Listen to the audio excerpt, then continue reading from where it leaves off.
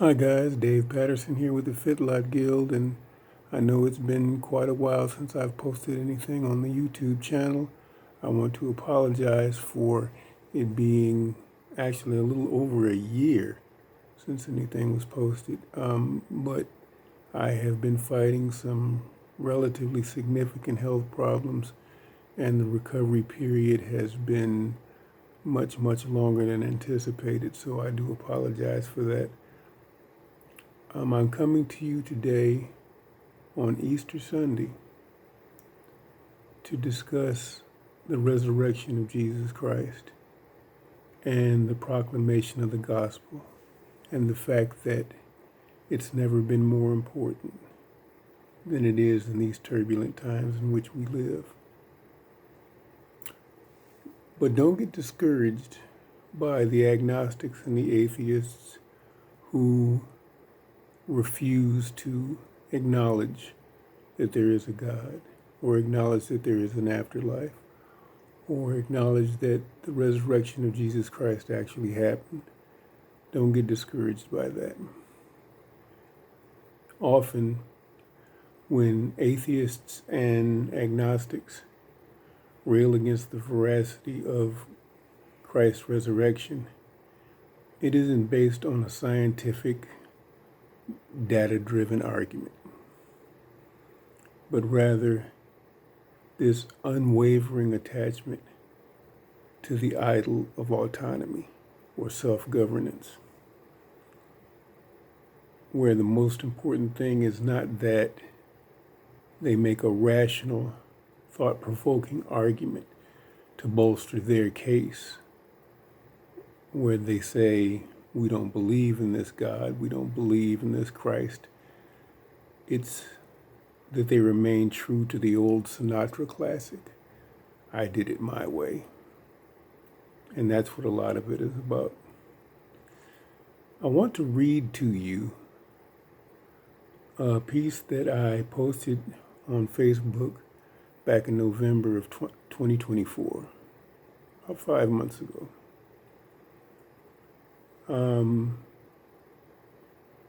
Those that oppose the Christian faith say that the resurrection of Jesus Christ cannot be proven.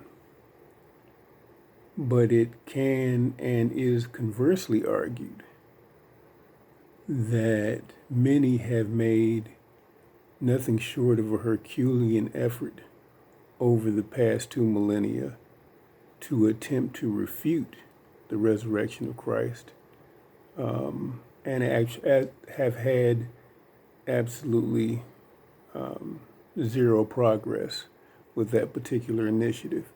It's been tried thousands of times, and it never bears any fruit. So I want to read to you this Facebook post, and so that you understand that God has given us a couple of different ways to go about deciphering what truth is. One is, of course, hard proof, and the other, He's given us the ability to utilize deductive reasoning. And in deductive reasoning, of course, we look at the evidence that most closely points in the direction of what is true and what isn't. So let me read to you this post. It's called The Blessings of the Empty Tomb. Atheists and even agnostics will often say that the empty tomb premise upon which the very foundation of Christianity is laid cannot be proven, which begs an interesting question. If the ultra-powerful Roman Empire, which controlled the entire region and was dead set against anyone having higher honor and influence among the people than the Roman emperor, while also having practically unlimited resources to unveil any fraudulent effort to accomplish that mission, is there really any doubt they would have crushed Christianity in its infancy? if the resurrection of Christ was actually a hoax. In instances where there may be some debate relative to the truth of a matter, God has granted us, again, an insight known as deductive reasoning. We can easily assume or surmise that the Roman response to the resurrection was to purport that the disciples came to the tomb and stole the body of Jesus, which is absolutely ridiculous and has been disproven many times. While we only know about the pre-disciple vocations of 5 of the disciples, there is no mention of what the other 7 did for a living before encountering Jesus. 4 were fishermen, 1 was a tax collector. It doesn't appear that any of them had a military training, except maybe Peter, which is still doubtful, but maybe Peter, because he cut off the centurion's ear when they came to arrest Jesus prior to his scourging and crucifixion. This is, however, when deductive reasoning once again is applicable. Since we can reasonably be assured that almost half the disciples were not soldiers, again, 4 fishermen and 1 tax collector, and that somewhere between 4 and 6 professional Roman soldiers, that cannot be overlooked, professional Roman soldiers, were sent to guard this tomb where Jesus was laid for the express purpose of thwarting any effort for the 12 to abscond with the body and then claim that he had risen. It is not feasible to assume that 12 regular guys could overtake 4 to 6 professional soldiers and take Jesus' body when these Romans had supposedly specifically planned to make sure that never happened. And if perchance, let's just say, in the 1 in a million chance the disciples tried to do something like that, common sense says that these professional Roman soldiers would have literally cut them to ribbons.